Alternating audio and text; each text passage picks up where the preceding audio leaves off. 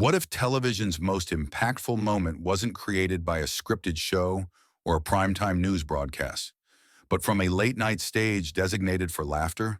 It began just as every other chat show segment. Warm lights, practiced smiles, hosts charming in the manner to which we've all grown accustomed. For decades, late-night TV has been where stars go to plug, to play along, to keep things light.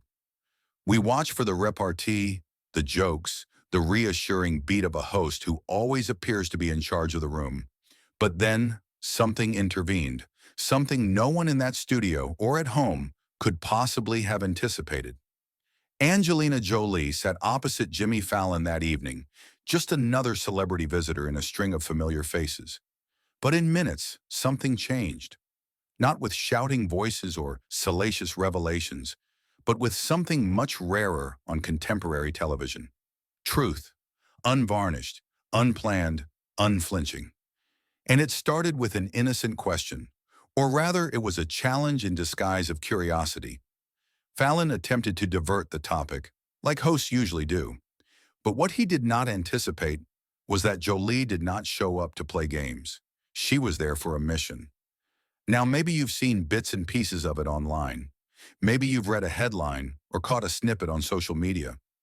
But what happened that night, what really happened, was more than a viral clip or a moment of tension between two public figures. It was a reckoning, and not only for one host or one show, but for a whole system of the way women are addressed, how they're supposed to act, and subtly shut down when they have the temerity to speak clearly about things that matter. You ever see someone attempt to do the good thing and get informed that they're making folks uncomfortable? Or share from the heart, only to be informed that it's not the right place or time? If you've lived long enough, and if you've ever had your voice ignored or dissed, you already know this sensation. Perhaps it was in a meeting, perhaps over the dinner table, perhaps in the silence of your own mind. That tension between what you know is right and what the world indicates is acceptable. And that's what this moment was so intense. Jolie didn't merely stand her ground. She uncovered the ground beneath them. She illuminated the cracks, the injustice, the hackneyed old script to which so many women have been relegated for decades. Smile, nod, stay in your lane. But what if your lane is justice? What if your lane is truth? There's something universal about seeing somebody resist being put in a box. And if you've ever had the experience of feeling that your fire or your calling has been deemed too much for polite discourse, this story may speak more profoundly than you realize. Because this wasn't about Angelina Jolie or Jimmy Fallon.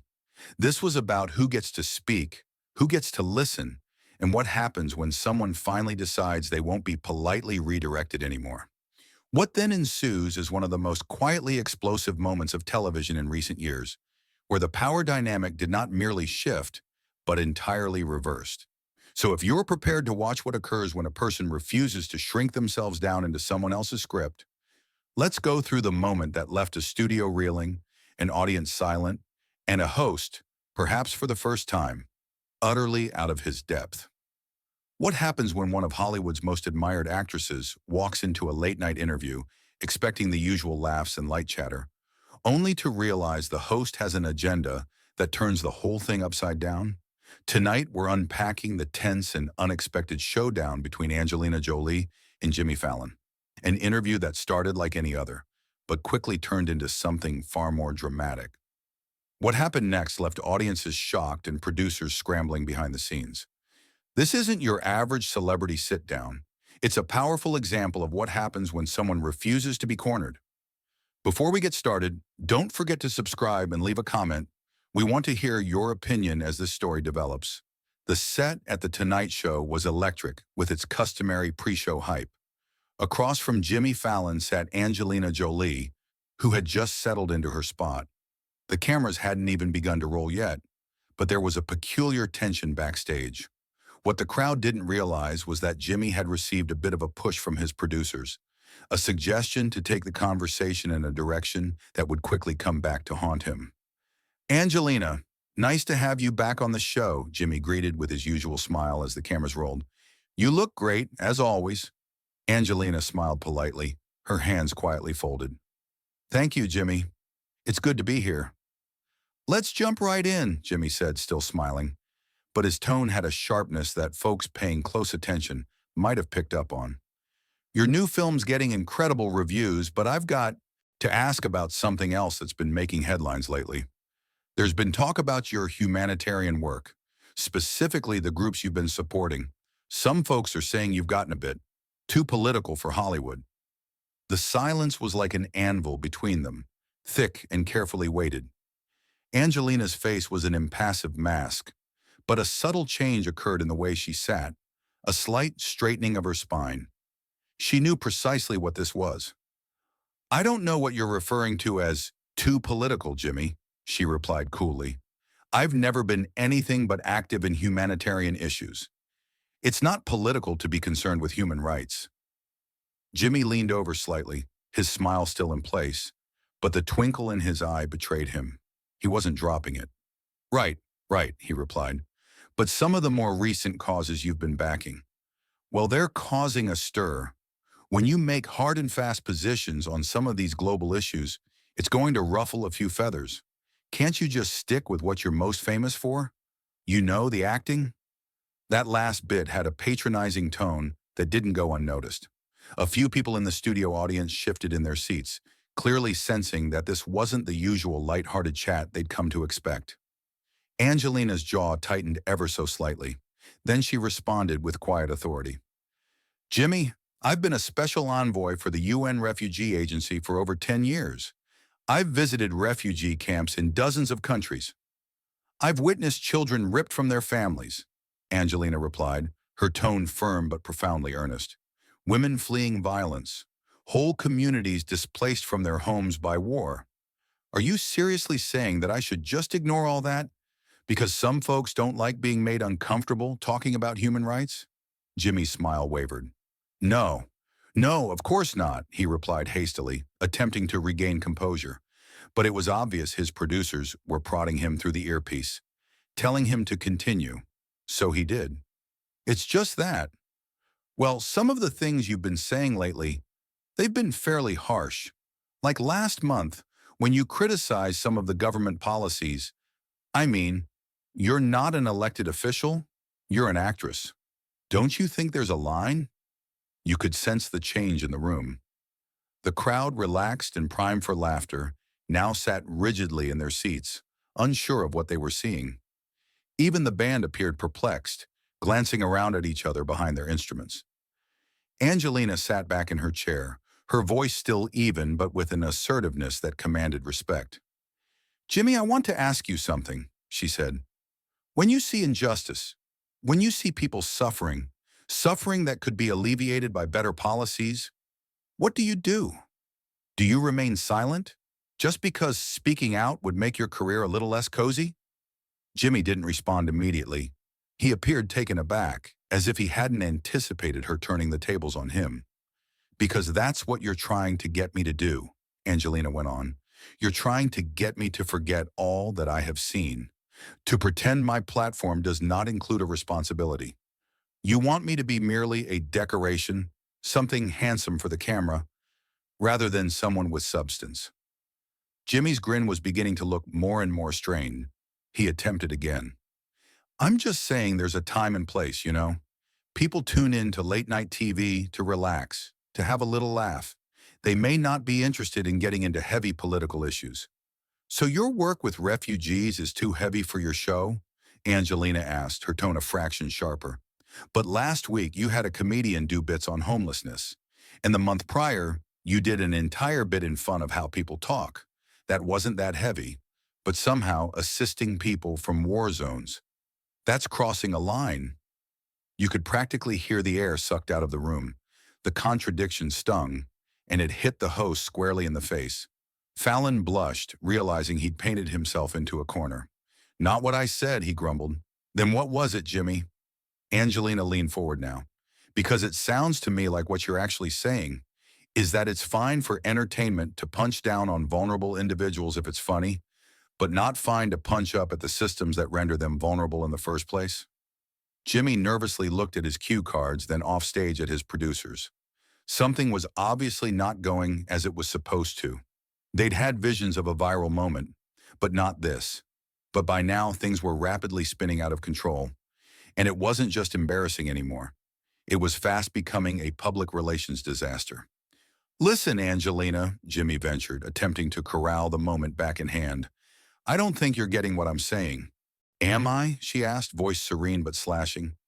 Because what I'm hearing is that you think women, especially women who are under the spotlight, need to remain nice and quiet rather than speaking out for something that counts. Is that what you truly believe? The room fell utterly silent. That question didn't just confront the moment, it cut straight to the heart of something much larger. This wasn't just about her activism anymore. This was now about power, gender, and who gets to speak out. And Jimmy? He'd marched right into it. He gave a tense little laugh that boomed through the silence of the studio. You could sense him flailing. Whoa, whoa, he said, holding up his hands a little. Let's just hit the brakes here, okay? Nobody's saying women should just be pretty and compliant. That's putting words in my mouth, Angelina. Is it? She said, and her voice had one of those quiet strengths that cause a room to lean in. Because you literally just said I should stick to the acting thing. You said there's a line I shouldn't cross. So tell me, Jimmy, where's that line when it comes to men? She didn't skip a beat. When George Clooney speaks about Sudan, when Leonardo DiCaprio speaks out on global warming, when Mark Ruffalo gets political, do you tell them to stick to their lane? Jimmy's mouth opened, but nothing came out. You could practically see the wheels spinning as he caught himself in the trap. The analogy was biting, and he knew that. Well, that's different, he finally said. Different how? Angelina asked, sitting forward now, eyes fastened on him. Describe that to me. What's different about it? Jimmy's face flushed under the lights in the studio. Well, they go about it differently, he said, clearly ruffled, wiping at his forehead. Differently how? She went on. Because they are men? Or because when they stand up and say something, people hear them? While if I do that, I'm informed I'm being too political. The ensuing silence was like a mule's kick. The audience was on the edge of their seats, completely focused. Phones began to appear, in direct violation of the studio's no recording rules. This was no longer just a celebrity interview. This was something honest, something sincere. Jimmy glanced down at his cue cards once more, his hands shaking ever so slightly. You could see he was desperate to shift the subject. Sure. Okay, he replied, trying to smile. Let's discuss your new film. I hear there's a great action scene. There's an action sequence where you performed your own stunts. Isn't that true? Jimmy asked, grasping the cue card as if it were a lifeline. But Angelina wasn't letting go either. No, Jimmy, she stated firmly. We're not finished with this interview. The entire room came to a standstill. You reminded me of my humanitarian efforts, she went on, her tone unyielding. You asked if I'm worthy of speaking on behalf of matters I've devoted years to. Researching, living, experiencing firsthand. You don't get to shift the topic now that it's gotten awkward. Inside the control booth, the producer was waving his arms, clearly signaling Jimmy to pivot. Go to break, lighten things up, do something. But Fallon just sat there looking stuck, unsure of how to climb out of the very hole he dug. I'm just trying to keep things light, he said, his voice barely holding together. Light for whom, Jimmy? Angelina spat. Light for you, to make my job look ridiculous or unnecessary. Light for the audience, to see you attempt to put me in my place? Or perhaps light in the manner your writers think it's amusing to punch down on individuals who are struggling? That final sentence struck home like a gut punch. Fallon went pale. It wasn't just him anymore. She had just criticized his entire show, his staff, his brand, on live national television.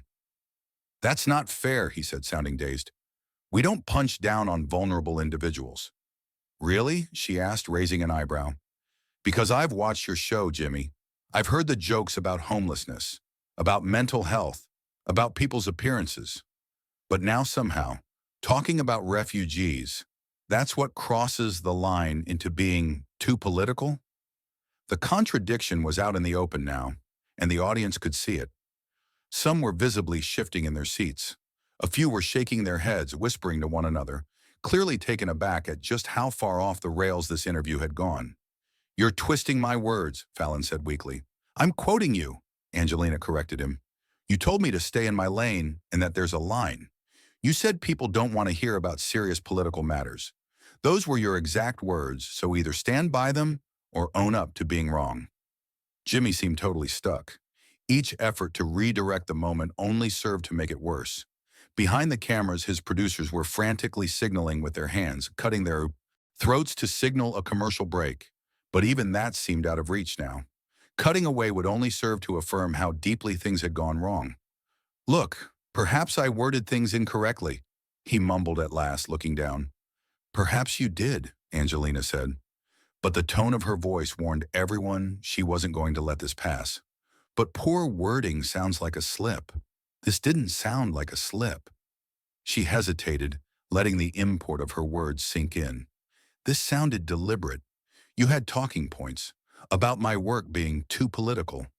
And I don't think they were just yours. Your producers briefed you on those. This wasn't an accident. It was a tactic. The air in the room seemed to cease breathing. The words lingered like gun smoke after a shot. Fallon stared towards the control booth, and in that look, the lie was etched on his face. Everyone saw it. This was not off the top of his head. This had been premeditated.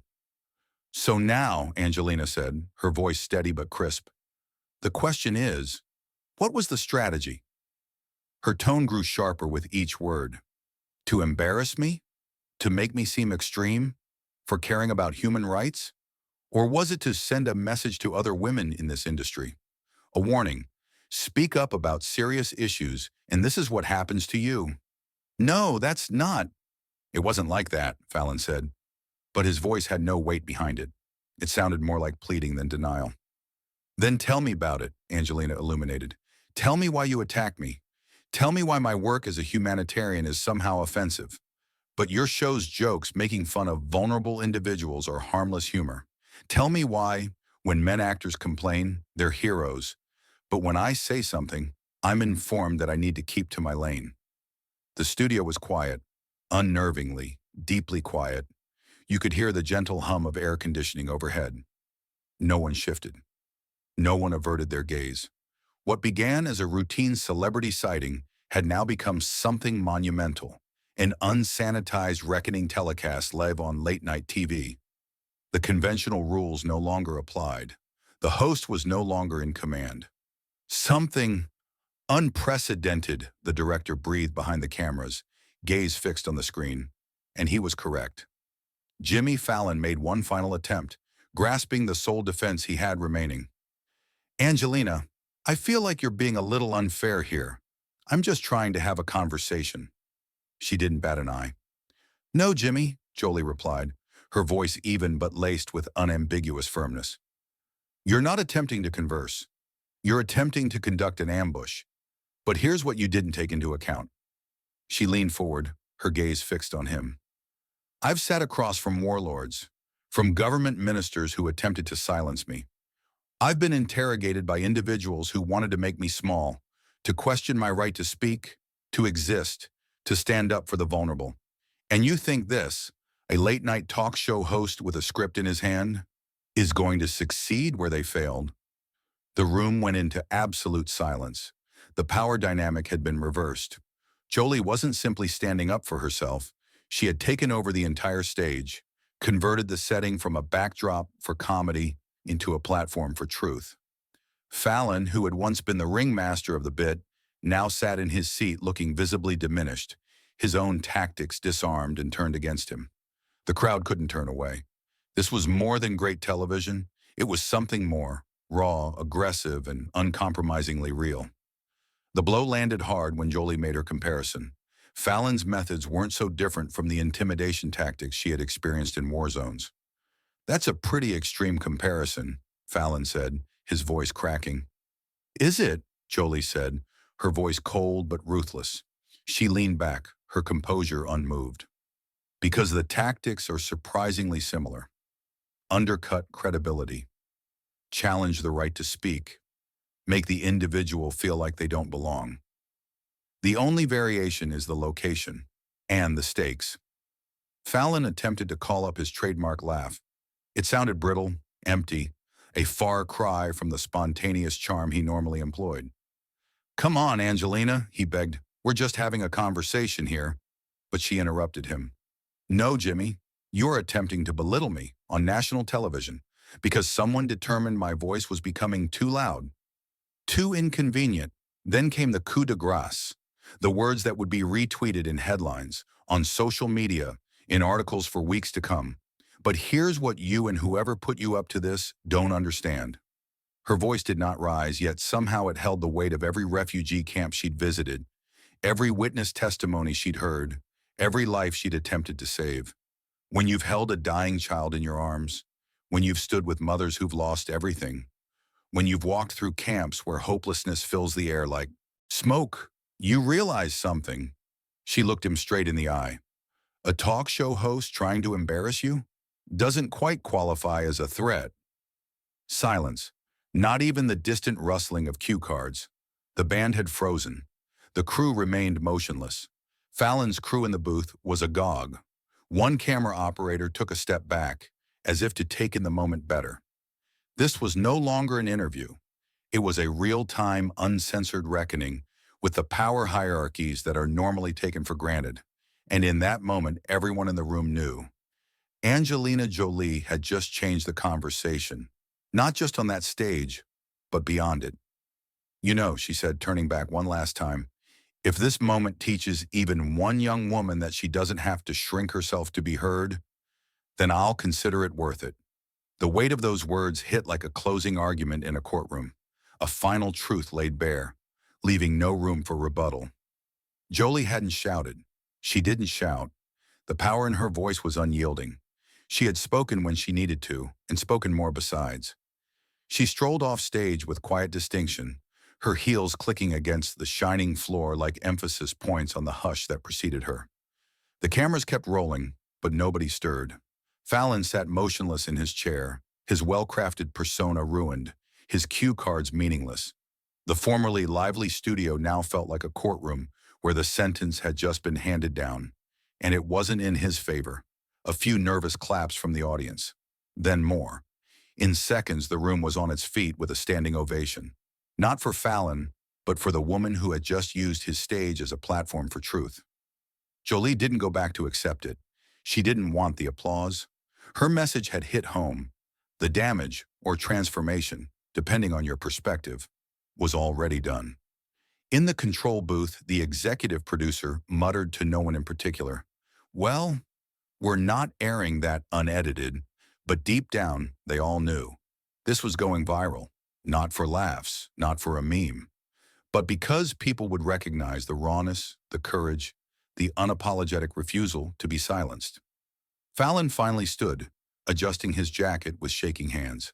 He looked directly into the camera, the lens that had just captured his unmaking. "We'll be right back," he said, voice barely steady. But everyone watching knew things weren't going back to normal. The night Angelina Jolie silenced. Jimmy Fallon on his own stage. "Jimmy, I've been in war zones," Jolie began, her voice calm but unflinching. "I've worked alongside journalists who risked their lives to spotlight injustice. I've seen media used to amplify the voices of the voiceless. And then there's this, a stage that reaches millions being used to shame someone for caring too much." The words landed with precision, quiet but devastating. She wasn't only defending herself, she was accusing the system. Next, the coup de grace. And the worst part? You'll likely edit this so that it appears to be something it wasn't. But your audience here, your crew, they know what actually transpired. They witnessed you attempting to bring someone down rather than build up the issues that count. Jimmy Fallon, the former king of the moment, sat stone-faced. The charm, the jokes, the cue cards, none of them could save him now.